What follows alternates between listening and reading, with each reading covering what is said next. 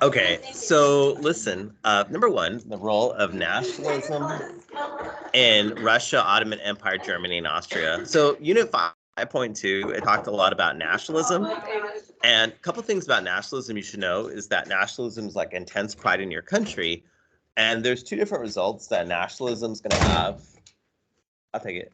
We're going over the review. We're recording the review for the other classes. FYI, we're recording. So, what? This is the review that was posted on Tuesday. It's in Teams. No me importa. It's not, you don't have to do it. You can if you want. I'm just going to go over it with you. So number one, the thing about nationalism is that places like Russia and Austria and the Ottoman Empire, they're multi-ethnic. And if every group that is in that empire wants their own country, what's going to happen to those empires? It's going to break apart, right? And that's one of the reasons World War I happened. There's a group of people called the Serbs. They wanted independence. And so they shot Franz Ferdinand, the leader of the Austrian Empire. So nationalism can threaten to tear places apart, but there's two examples where nationalism actually created countries that never existed. Of course, those two examples would be very good, Germany and Italy. Number two, you should remember when we talk about a place called that experienced what's called the Meiji Restoration, what country are we talking about? Yeah, and basically you should know the Meiji Restoration did what to Japan? They modernized. So they westernized, they modernized, they made a modern army, they started making steel and iron production went up. They wanted to like copy everything Europe was doing, including flexing their muscles, invading Korea. They eventually took over parts of China, the Meiji Restoration. While most of Asia was sadly dominated by white European powers, the Japanese were not. You might remember for number three, there was a famous book called The Communist Manifesto. It was written by this guy named Karl Marx. And Karl Marx realized that, man, there's inequality in the world. There's like poor people and there's rich people. But that's going to be okay because he has a solution to inequality. What is the government going to do? They're going to redistribute the wealth. They're going to make it right. So that can also include like redistributing land. And this redistribution of wealth isn't like voluntary, because like a general pattern we've seen is like in Russia or in China, some wealthy peasants are like, well, I've worked my farm for generations. I'm not just going to give it up to you. What do we do to those people?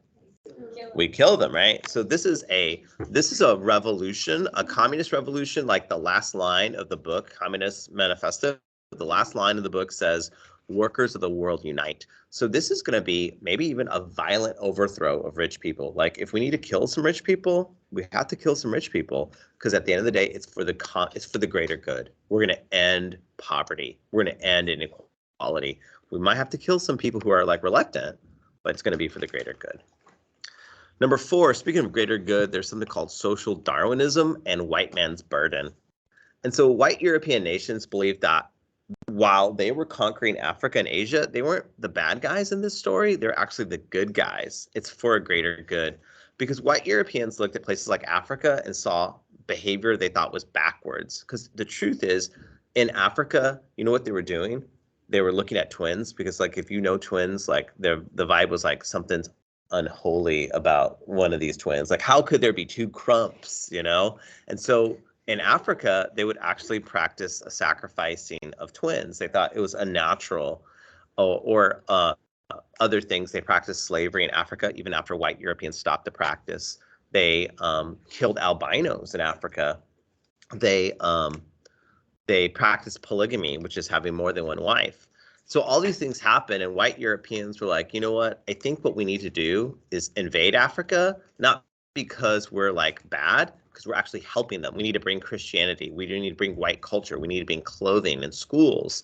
And the name for this is called white man's burden. And they're like, you know what? It's like just my responsibility. Like I can't sleep at night knowing that this is happening. We should probably invade Africa and take it over, but not for us, for them. You know, it's like for the greater good.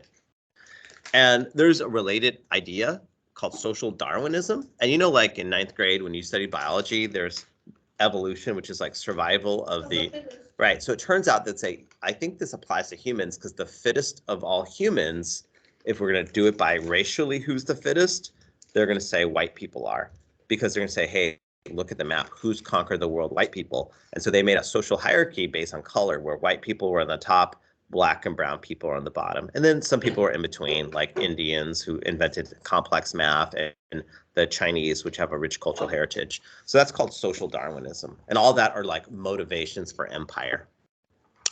Number 5, there's something called new imperialism. And imperialism is basically where you conquer and you make an empire. That's why it's called imperialism, because there's an empire there.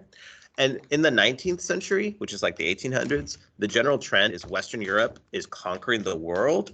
Western Europe's becoming more powerful. Western Europe is making colonies at the expense of Africa and the expense of Asia. Number 6, related to that, is something we call the Scramble for Africa.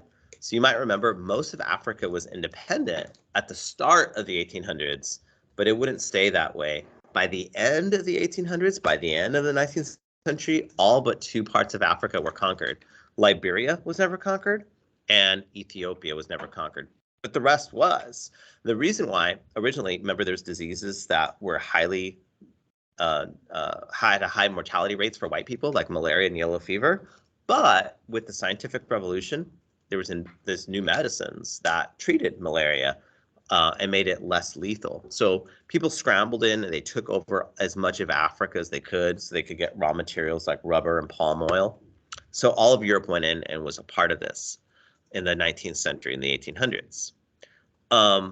Number 7, related to the scramble for Africa, they actually had a meeting called the Berlin Conference, where they looked at Africa and they divided it up among themselves, and they drew borders and boundaries that made sense to white Europeans.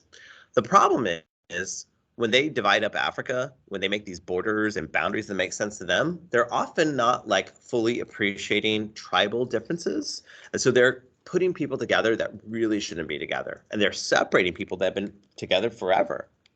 And so after independence, there's these countries that have borders that like don't mean anything to Africans, and people maybe shouldn't be together. Like the Belgians are like, well, what problem could there be having Hutus and Tutsis, and we're in a brand new country?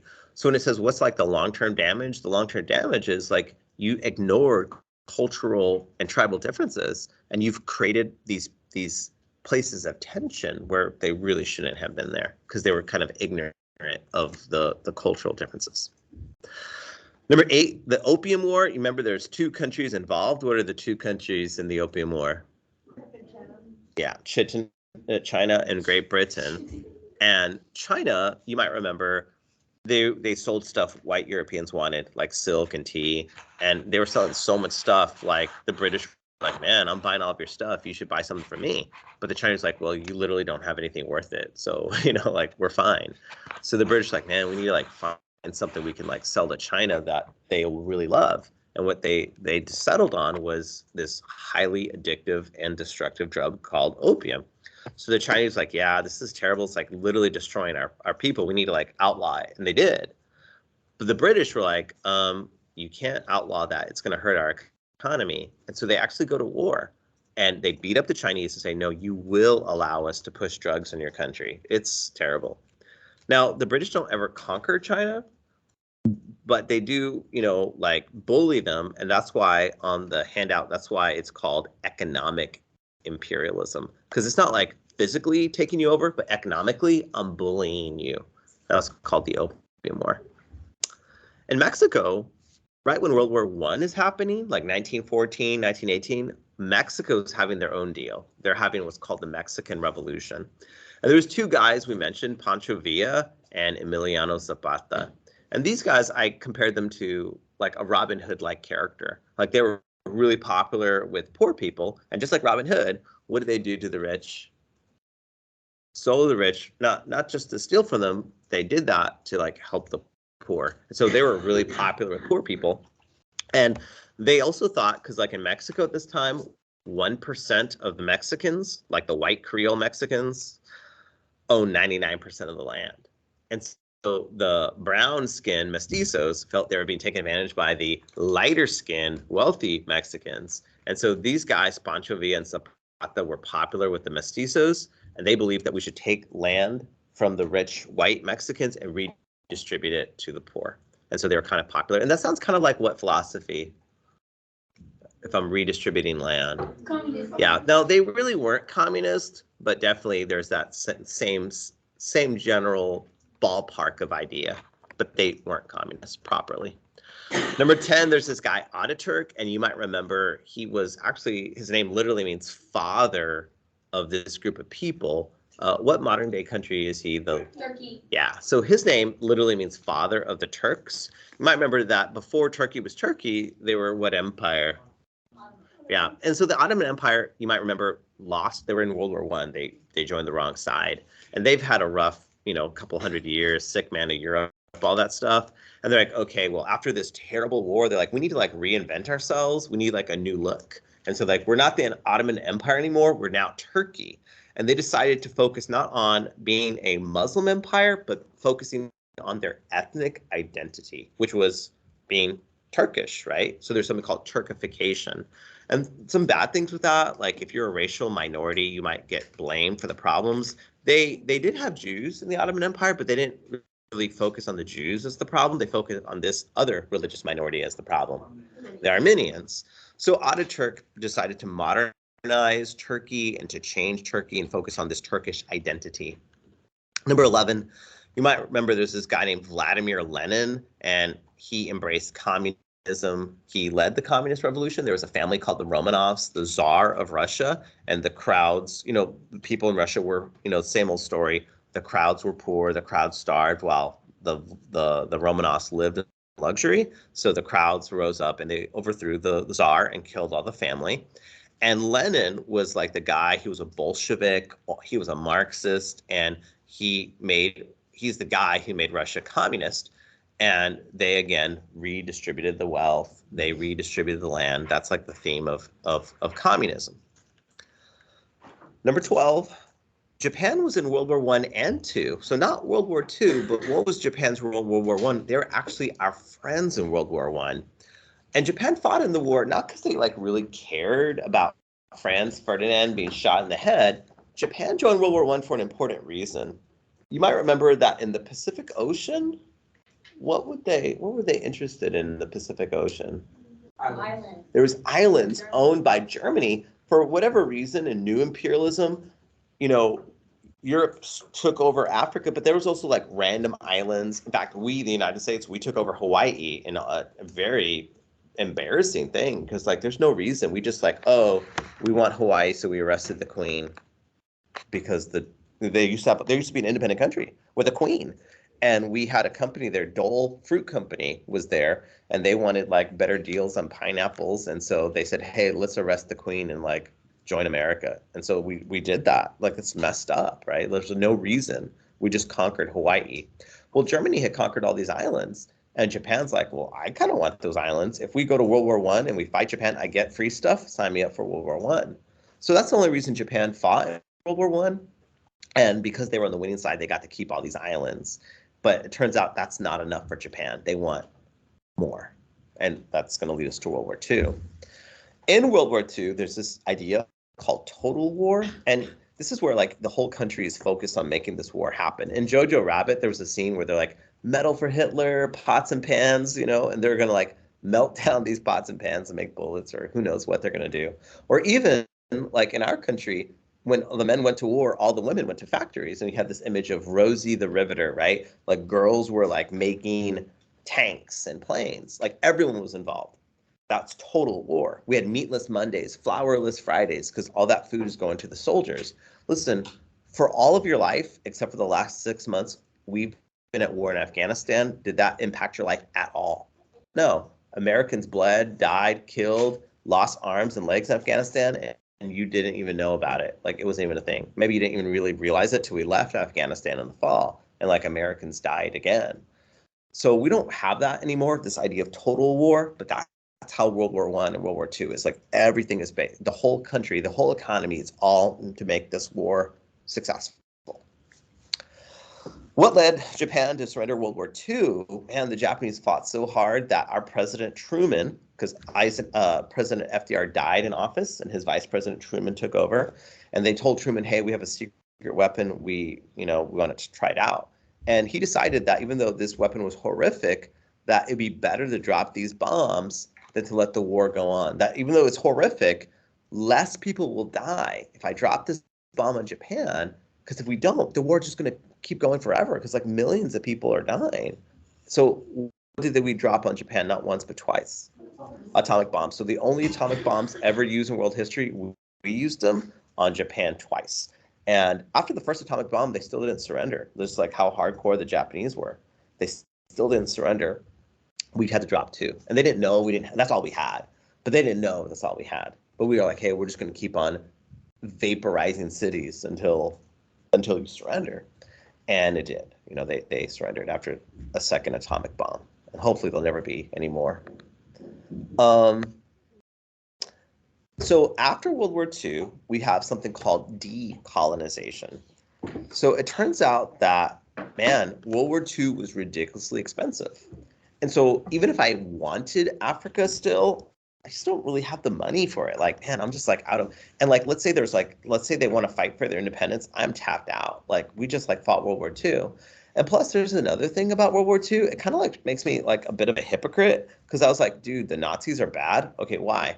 Because they invaded other countries and ruled them based on the idea of racial supremacy.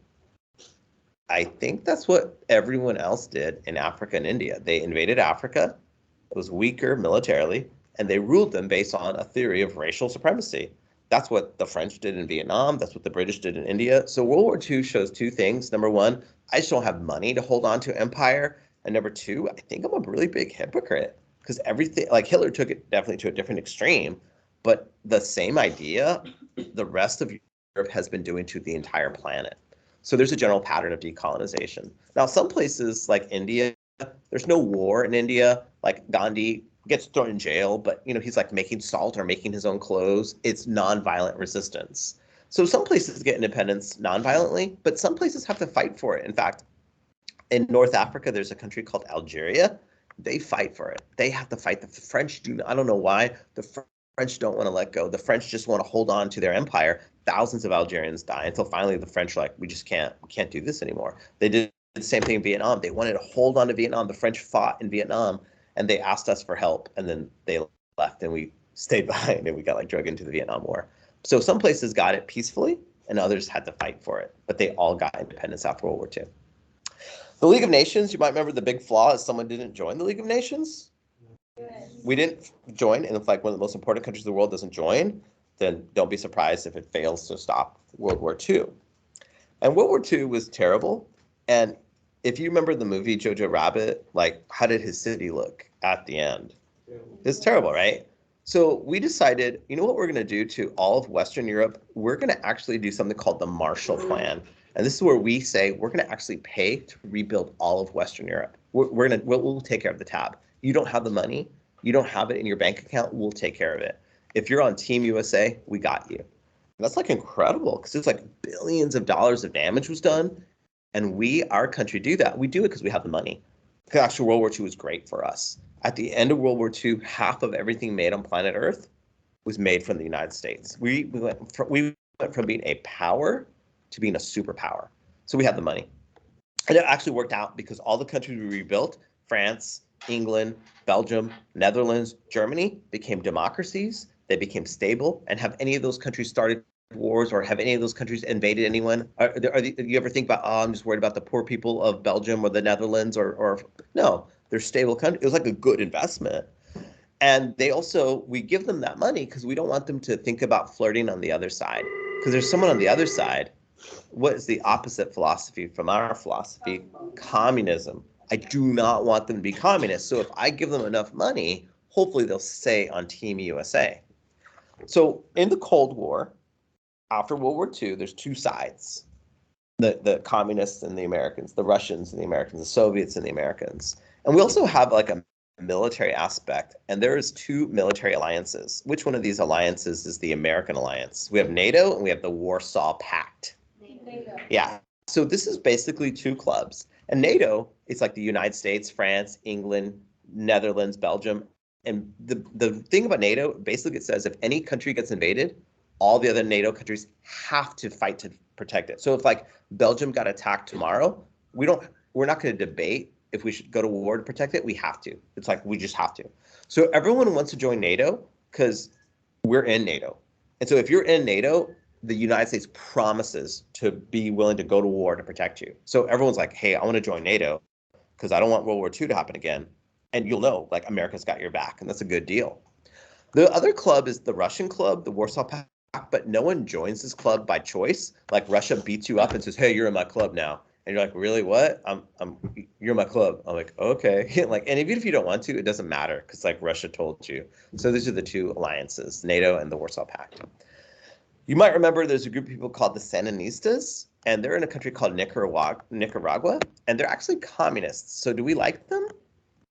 No, the United States doesn't like the Sandinistas in Nicaragua.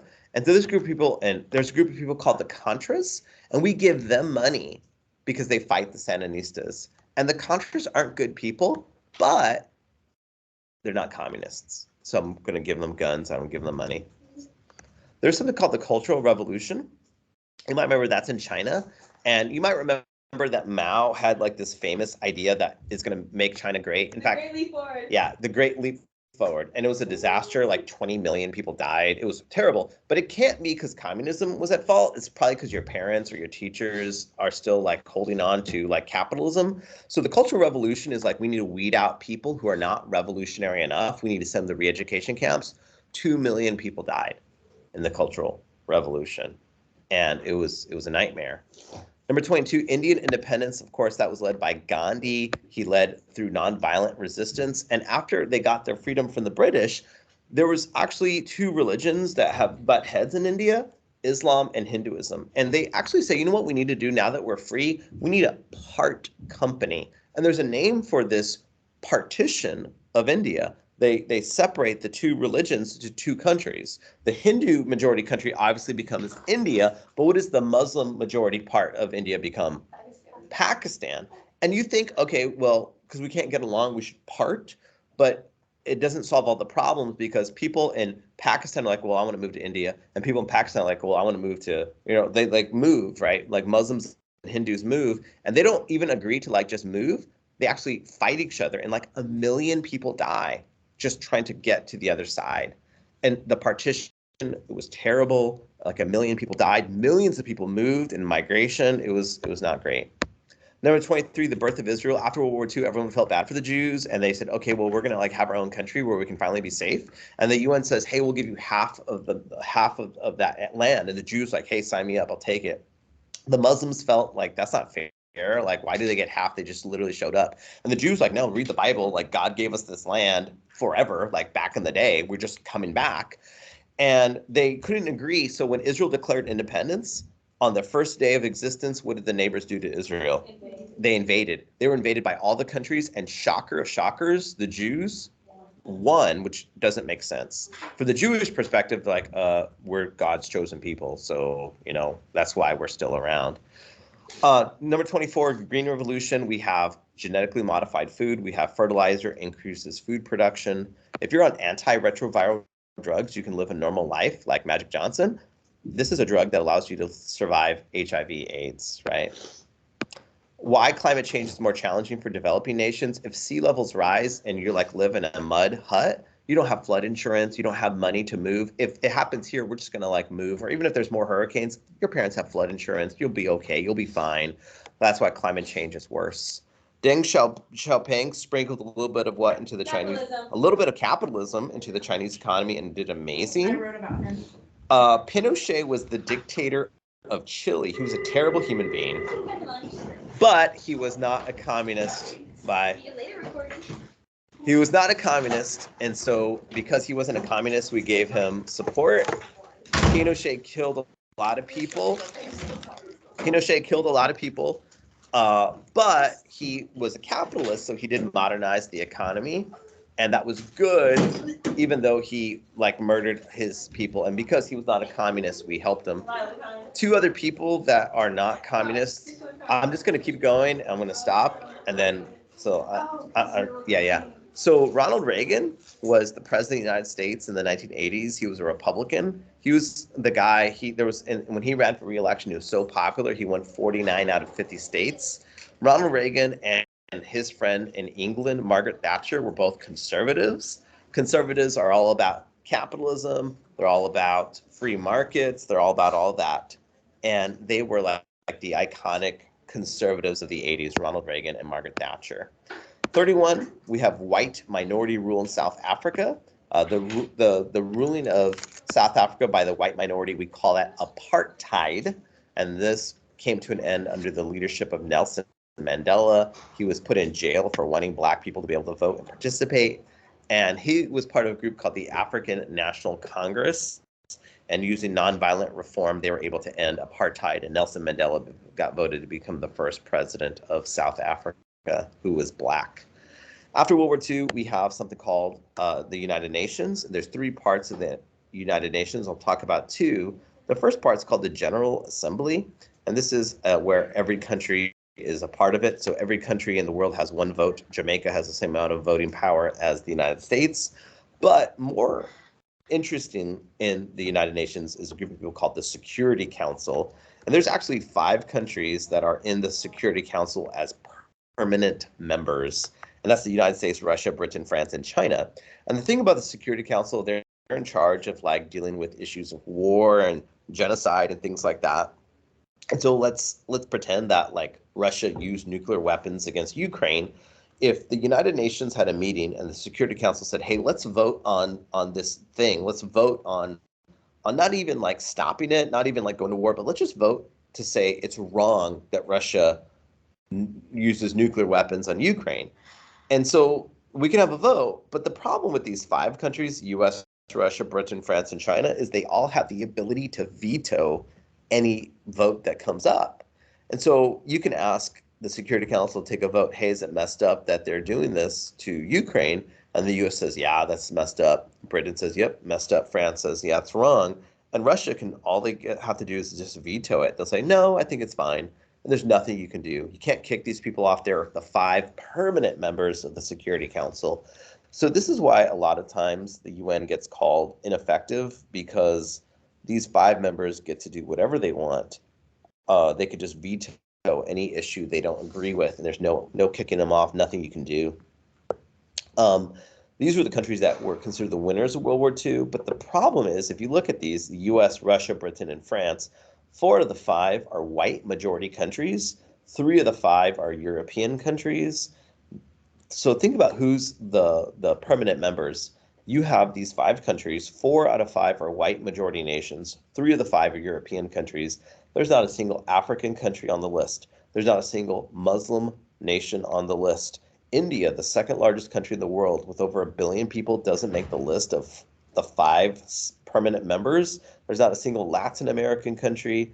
France is on the list. France, that doesn't make sense on so many levels. But listen, that's the problem with the Security Council, is that its job is to keep the world safe. But if some messed up countries like Russia and China, which literally has concentration camps with Muslim Uyghurs, they get to be part of this group, they're just going to end up vetoing thing after thing after thing that doesn't make sense. Okay, with that, I think we're done.